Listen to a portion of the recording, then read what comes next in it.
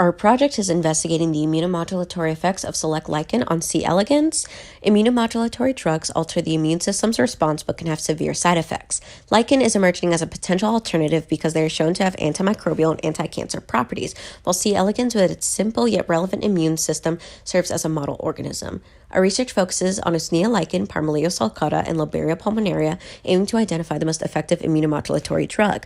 Our hypothesis suggests Usnea lichen may yield the strongest immune response because of their inhibitory effect. Moving on to our methodology, there's going to be two primary stages for our experimental preparation. The first being nematode organization, which is a way to ensure the uniform development of all of our C. elegans, as well as lichen maceration, which is a process in which we extract the bioactive compounds of lichen debris using ethanol. Then going into our setup, there's going to be 3 trials for both our 0 and 10% lichen concentrations for each of the 3 lichen types.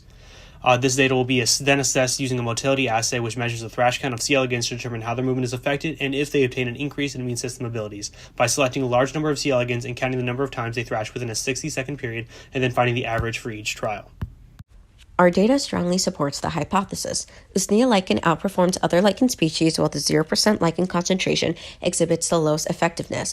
All the lichen fall within a healthy range, while the initial worm showed alarming levels of unhealthiness, further emphasizing the positive impact of lichen.